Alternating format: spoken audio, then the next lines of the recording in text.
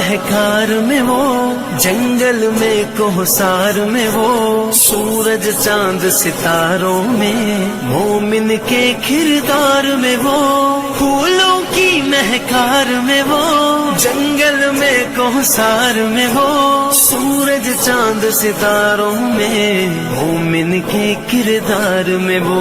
हूर मलकियां जिन्नो बशर, सब पर है मालिक की नजर, हर दम उसका जिक्र सुना की महकार में वो, जंगल में कोहसार में वो, सूरज चांद सितारों में, मोमिन के किरदार में वो, फूलों की महकार में वो, जंगल में कोहसार में वो, सूरज चांद सितारों में। करोड़ों के मंजूबों को संजीदगी बख्शने वाला दीप, ऐवाने बातिल में जलजला करने वाला अमीर, शहनशाह फिक्र ततब्बुर, आबरूए सुन्नियत, फलक खिताबत के नय्यर ताबा, जामे माकुलात व मनकुलात, जिनसे मेरी मुराद हजरत अक़दस हजरत मौलाना व मुफ्ती मोहम्मद मुस्तकीम साहब, उस्ताद अरबी अदब जामिया खादिमुल इस्लाम हापुड़, इंतहाई अदब के साथ हुजूर वाला से अर्ज़ गुजारिश की जाती है कि हुजूर वाला कुर्सी सदारत पर जलवा फरोज होकर अपने मलफूजात आलिया से हम सब सामाइन को मुस्तफीज फरमाएं।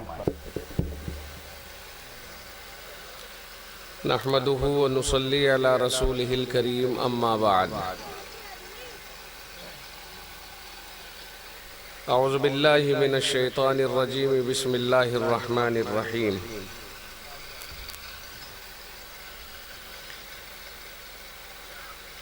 या अय्युहर रसूलु कुलू मिनत तय्यिबाति वअमलू सालिहा, इन्नी बिमा तअमलूना अलीम।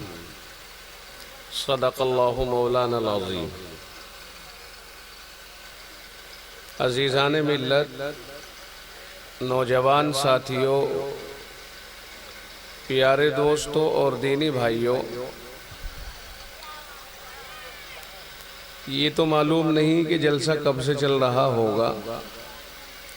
अलबत्ता ये सबको मालूम है कि रात के 12:45 बजे तक अब तक चल चुका,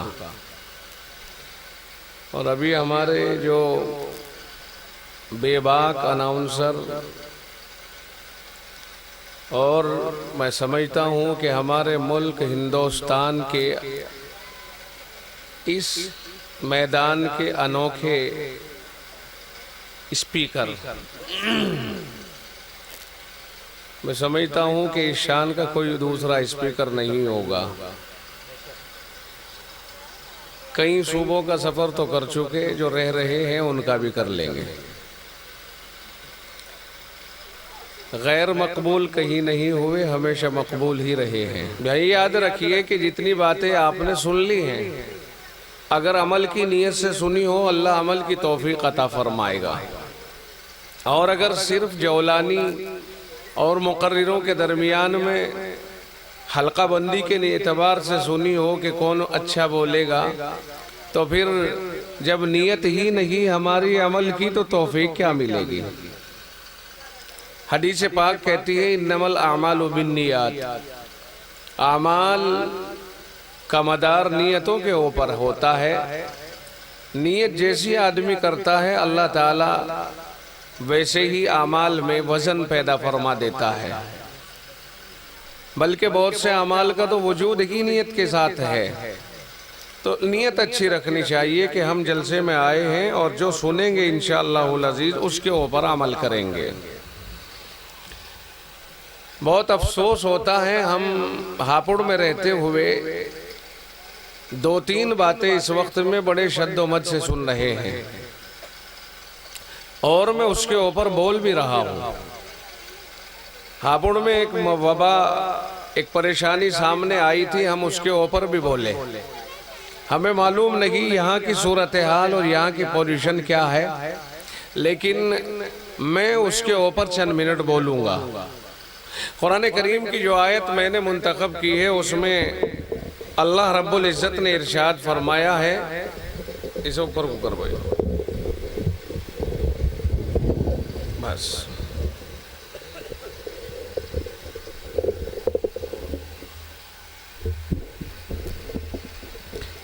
या अय्युहर रसूल कुलू मिनत तय्यिबात।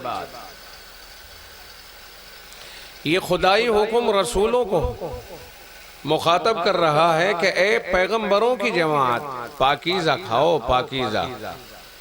क्या आप ये समझते हो कि रसूल कोई गलत और मशकूक चीज खा सकते हैं? पैगंबरों की तो मुकम्मल तरबियत अल्लाह की निगरानी में होती है। पैगंबरों का कोई अमल ऐसा नहीं होता है कि जो खिलाफ शरीयत हो। यहाँ रसूलों को मुखातब बनाकर उनके वास्ते से उनकी उम्मतों को मुखातब बनाया गया है। ए पैगंबरों, या अय्युहर रसूल कुलू मिनत तय्यिबात, पाकीज़ा चीज़ें खाओ, व अमलू सालिहा, और नेक अमाल करो। इन्नी बिमा तामलून अलीम, मैं तुम्हारे कामों को देखता हूँ, खूब देख रहा हूँ तुम क्या कर रहे हो। इस आयत करीमा को देखते हुए हम ये बात महसूस करते हैं कि आज लोग ये तो कहते हैं कि साहब ऐसे हालात में दुआ की कराई जा रही है लेकिन दुआएं कबूल नहीं हो रही हैं। लेकिन क्या कभी हमने सोचने की कोशिश की है कि वो असबाब क्या हैं कि जिनकी बुनियाद पर हमारी दुआओं में तासीर नहीं रही? ज्यादा से ज्यादा ले दे करके हमने अगर ज्यादा ही तान तोड़ी तो उलमा के ऊपर कि साहब मौलवी पहले के तो ऐसे होते थे कि अगर एक बात अल्लाह से मांग ली, कह दिया, दुआ मांग ली, फौरन कबूल होती थी। ये मौलवी न जाने इस जमाने में कैसे पैदा हो रहे हैं, इनकी दुआएं कबूल नहीं हो रही है। मौलवियों को चंदा देने वाले आप हैं। मैं ज्यादा दूर तक नहीं जाऊंगा इस बात को लेकर के। इतनी बात समझने की कोशिश करें। बड़े अफसोस की बात है कि जिसमें मर्द और औरत दोनों तबकात शामिल हो गए। मर्दों का आलम तो यह है कि आजकल एक बहुत बुरी रस्म चली है कमेटी की। मैंने ये बात बड़ौदे में कही है, भाई लोगों को बुरी लगी है, मुझे इससे कोई बहस नहीं है कि किसको बुरी लगी है और किसको भली लगी है। जो शरीयत की बात होती है वो शरीयत की बात होती है और हक बात कड़वी होती है। अल हक मुर्रुन, हक तो कड़वा होता ही है, उसका घूंट तो कड़वा होता ही है।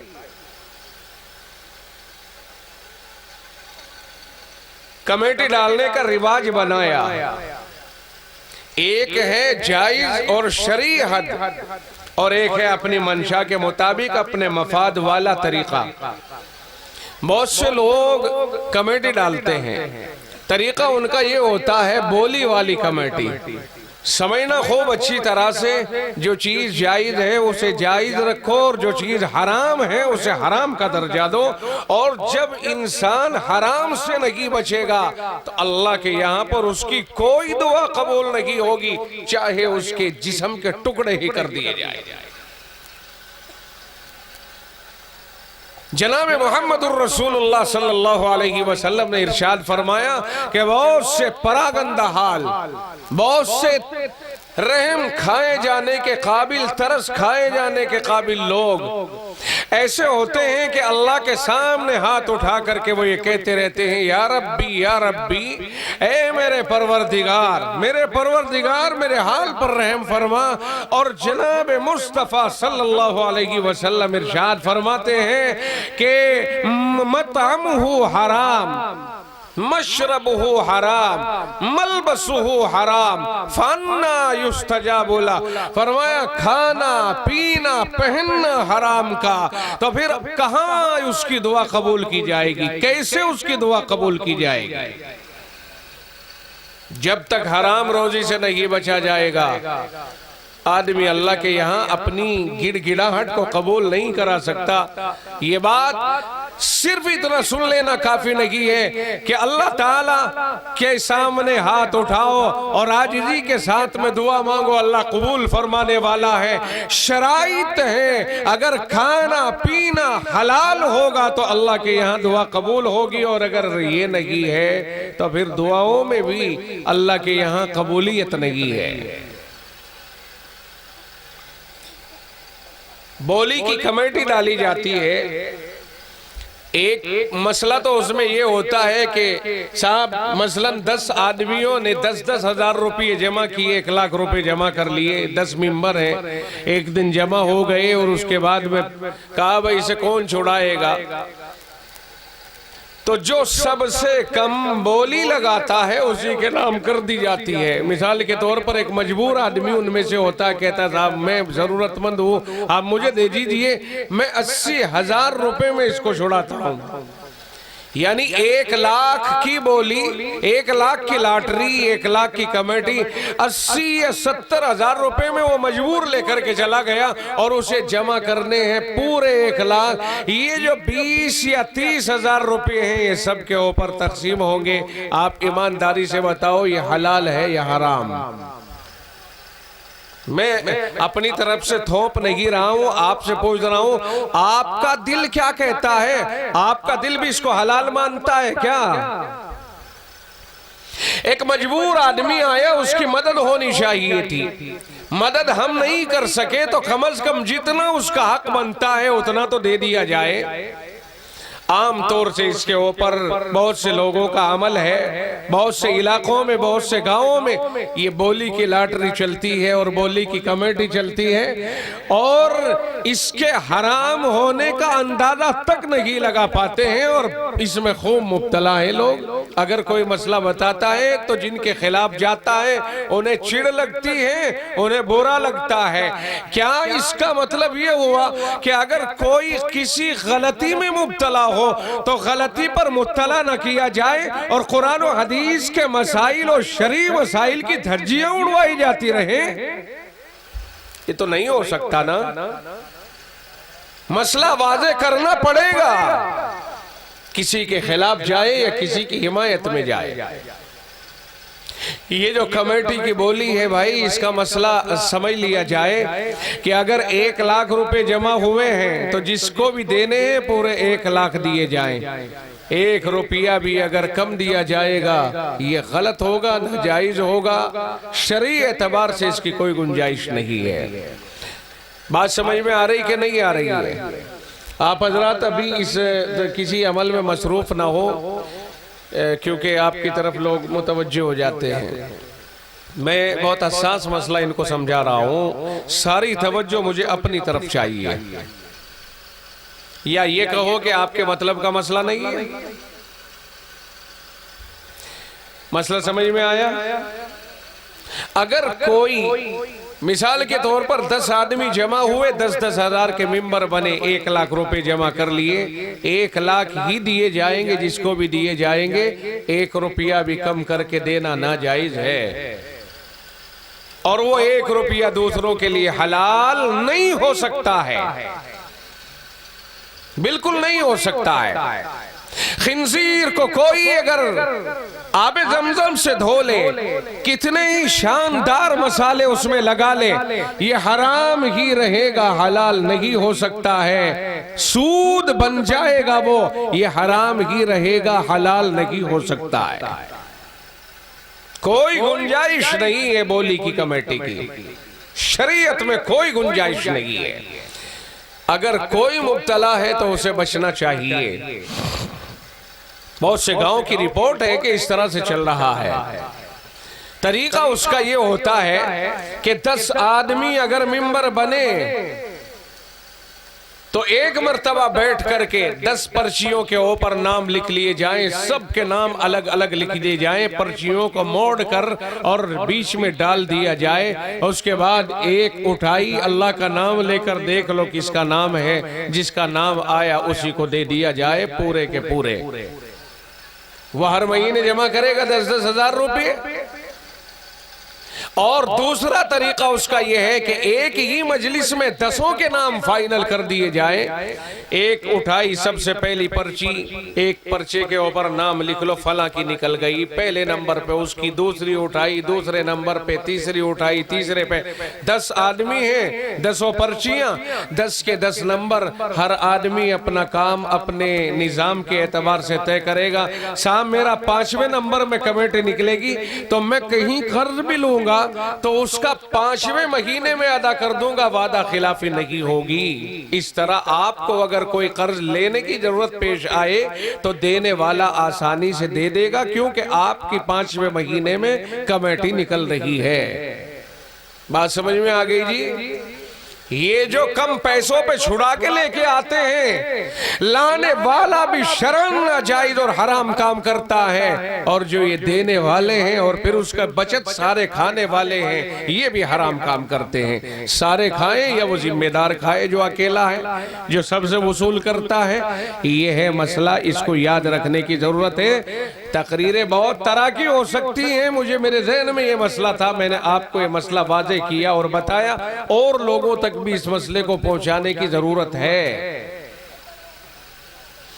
दूसरा मसला, ये तो मर्दों से मुताल्लिक था, एक दूसरा मसला हमारे हापुड़ में पेश आया था, उसका ताक़ुब किया गया। अल्हम्दुलिल्लाह उसके ऊपर बहुत कंट्रोल हुआ, हर महल्ले में जा जा करके उसके ऊपर बयानात किए गए, जामिया की तरफ से असातिज़ा तशरीफ ले गए और प्रोग्राम किए गए कि कुछ लोग ऐसे हैं जो मर्दों को नहीं बल्कि औरतों को किस्तें देते हैं, कुछ लोग इस तरह के हैं, और ये तरीक़े कार गांव दर गांव चल रहा है। मैं नहीं जानता कि आपके इस गांव में खुर्रमपुर में हो रहा होगा या नहीं, अलबत्ता ये मसला आम तरीके पर चल रहा है कि गांव दर गांव ऐसे अफराद हैं कि जो बाकायदा किस्तें, मसलन 20,000 रुपये, 25,000 रुपये, इस तरह से वो औरतों को किस्तें देते हैं, औरतों को ये पैसा देते हैं, और इसके ऊपर वो जाहिर है कटौती भी करते हैं। 10 महीने के लिए अगर दिया तो उसमें उन्हें 2-4 हजार रुपए की बचत रहती है। ये इस तरह से ब्याज के ऊपर ही लेन देन होता है।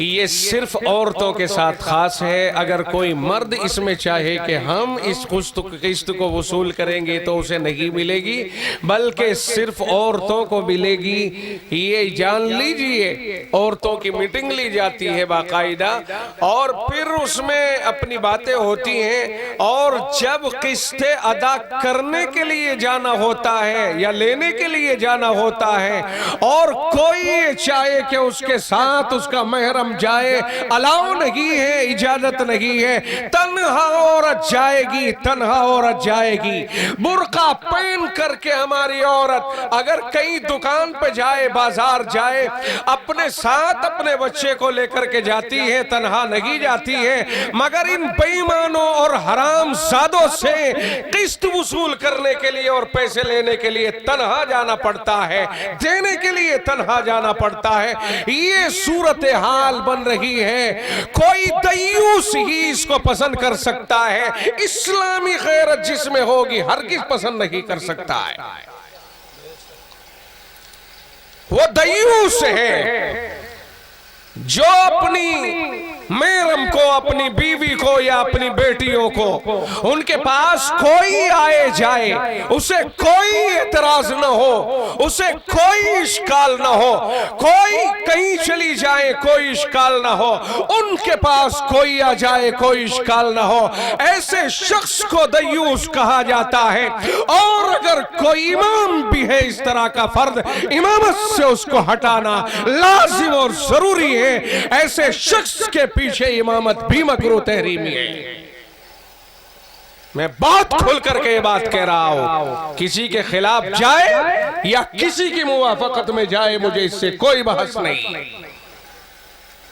औरतों में तकसीम का ये तरीका चल रहा है गांव दर गांव। मैं फिर माजरत के साथ कहूंगा कि आपके इस खुर्रमपुर में चल रहा है, मुझे नहीं पता, अलबत्ता चल रहा है गांव दर गांव। इसलिए मुनासिब समझते हुए मैंने ये बात कही है। भाई मामूलात की बात तो बहुत होती है कि नमाज पढ़ी जाए, रोजे रखे जाए, अल्लाह का जिक्र किया जाए, अल्लाह को याद किया जाए, दुआएं मांगी जाए, मगर हराम खाना अगर नहीं छूटेगा किस तरह से दुआएं कबूल होंगी? नहीं भाई, दुआएं कबूल नहीं हो सकती हैं। दुआओं को कबूल कराने के लिए तो खाना हलाल होना चाहिए, साफ और शफाफ होना चाहिए। जो खल्लाक़ आलम, कादिर मुतलक, मुख्तार कुल रसूलों को मुखातब करके ये कहता है कि ए रसूलों की जमात, साफ सुथरा खाना खाओ, पाकीज़ा खाना खाओ, नेक आमाल करो, इसलिए कि मैं तुम्हारे काम जो तुम करते हो उन सबको देखता हूँ, मेरी आंखों के सामने है, मेरी नजरों के सामने है, और उन रसूलों की उम्मतें हैं। तो जाहिर है कि रसूलों के वास्ते से उम्मतों को अलर्ट किया जा रहा है।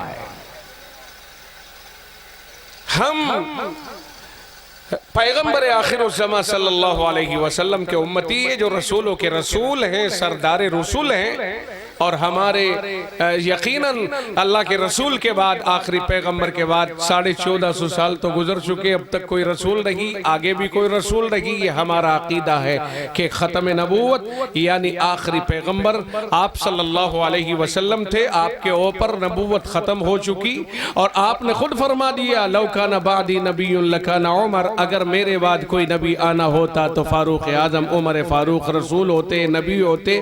वही नबी नहीं हुए तो कौन होगा? इसलिए अब आप वो आखिरी उम्मत और रसूलुल्लाह सल्लल्लाहु अलैहि वसल्लम आखिरी रसूल, जो बातें हो चुकी सो हो चुकी, अब के बाद कोई तब्दीली किसी बात में नहीं है। जिन गांव के अंदर में मुख्तलिफ गांव के लोग यहाँ मौजूद हैं, अगर कहीं किसी गांव के अंदर इस तरह का मामूल चल रहा हो, औरतों के अंदर भूखे मर जाओ, लेकिन इस तरह के लोगों से इस तरह का कर्ज वसूल न करो। और भाई, मैं हजरत मौलाना से बहुत माजरत के साथ, मुझे डर लग रहा है, हजरत वाला बड़ी शख्सियत है, दिल न दुख जाए, देर हो रही है, हजरत की दुआ के ऊपर जलसे का इख्तिताम होगा। आखिरी बात कह करके बात को ख़त्म करूं, इतना समझने की कोशिश कीजिए कि आदमी मर्द कमाने के लिए बनाया गया है। जब वो कमाने के लिए नेक नियति से निकलेगा, अल्लाह उसे रोजी अता करेगा। घर पड़ा हुआ कह दे कि जाओ वहां कर्जा मिल रहा है, आसानी के साथ काम चला लेंगे, अदा करते वक्त में 20,000 के 25 देने पड़ेंगे। ऐसा तो नहीं कि मिल गया सो मिल गया। नेक नियति से हलाल कमाई करने और हलाल खाने की कोशिश की जाए। हजरत औरंगजेब रहमतुल्लाहि अलैह, आज जिनके बारे में दुनिया वाए वेला करती है, औरंगजेब ऐसा और वैसा, उलमा का इत्तिफाक है कि अगर खिलाफत राशिदा के बाद में चलकर उमर इब्ने अब्दुल अजीज रहमतुल्लाहि अलैह के बाद अगर किसी का जमाना इंसाफ का जमाना आया है, तो सबसे ज्यादा इंसाफ का जमाना औरंगजेब रहमतुल्लाह अलैह का आया है, जिन्होंने हर तबके में इंसाफ तकसीम किया है। और अगर कहीं पकड़ की है तो किसी खास मसलिहत की वजह से पकड़ की है, तासुब की बुनियाद पर कभी पकड़ नहीं की है। अजीब और गरीब बात। तो खैर, मैं अर्ज कर रहा कि भाई साफ सुथरी रोजी करो। उनका काम था, इतने बड़े बादशाह का काम था कि वो अपने हाथ से मेहनत करके कुरान करीम के नुस्खे लिखते, टोपियां बनाते और बहुत से अमल हैं, अपना खास अमल करके उसको फरोख्त करा के उसकी रोजी को खाया करते थे। एक नंबर की रोजी खाया करते थे। बादशाह होने के बाद ये नहीं कि खजाने से अंधाधुंध अपनी तरफ कर लिया जाए, ना ना, वो फारूक आजम का जमाना देखे हुए थे और वो सिद्दीक अकबर का जमाना देखे हुए थे। जिस सिद्दीक ने सर के ऊपर खिलाफत मिलने के बाद सर के ऊपर कपड़ों का गट्ठर रखा और बाजार की तरफ रुख किया, सहाबा किराम ने अर्ज किया कि कहां तशरीफ ले जा रहे हैं? कहा, मैं बाजार में अपना कपड़ा बेच करके अपना कारोबार करने के लिए जा रहा हूं। सहाबा ने अर्ज किया, ना ना, अब आप खलीफतुल मुस्लिमीन बन चुके हैं मुसलमानों के, और लोगों के मसाइल को देखिए। अब आप बाजार में कपड़ा लेकर के नहीं बैठेंगे, बल्कि हुकूमत पर आप मुतमक्किन हो गए, लिहाजा बैतुल माल से आपका खाना तजवीज किया जाएगा, आपके घर का खर्चा। तो हजरत ने बहुत मोहतात तरीके पर अपना खर्चा पेश कर दिया कि इतना खर्चा मेरे घर के लिए काफी है। वो आने लग गया, उसमें इतनी गुंजाइश नहीं थी कि कोई और खाना तैयार कराया जा सके। एक महीना अहलिया मोहतरमा ने रोका, थोड़ा थोड़ा रोका और हलवा बनाया, हरीरा बनाया, पेश किया। हजरत ने पूछा कहां से आया है? कहा बचा बचा करके एक महीने में हरीरा तैयार हो गया, इतनी बचत मैंने कर ली। फरमाया अच्छा समझ में आ गया कि अगर इतना और कम कर दिया जाए तब भी घर का खर्चा चल सकता है। जितना बीवी ने महीने भर में रोका था उतना ही लिख करके भेज दिया कि इतना और कम कर दिया जाए। यहां सीखने की जरूरत है। इसे कहते हैं हुक्मरानी और इसे कहते हैं हुकूमत। अपनी रियाया की खबरगिरी के लिए बाहर निकलते, कोई बूढ़ी होती, आंखों से नाबीना होती, घर में झाड़ू लगा के उसके घर के अंदर पानी का इंतजाम करके आते। यही अमल फारूक आजम रदी अल्लाह तआला अन्हु कर रहा है, इसको कहते हैं। और कोई अगर इस तरह के बुजुर्गों के ऊपर एतराज़ात करे और उनके ऊपर उंगलियां उठाए, मैं समझता हूँ ये मालूमात की कमी की बात है। दो बातें मैंने मसले की आपके सामने रखी। एक कमेटी से मुताल्लिक रखी कि बोली की कमेटी से बचो और हलाल कमेटी डालने की कोशिश करो, और दूसरी बात रखी कि बहुत सी जगहों पर औरतें किस्तें लेती हैं और किस्तें देने के लिए कुछ लोग आते हैं बाकायदा, और तन्हाइयों में किस्तें ली और दी जाती है। आप साथ जाना चाहें आपको इजाजत नहीं है। इस तरह की किस्तें लेने पर लानत, 100 मरतबा लानत।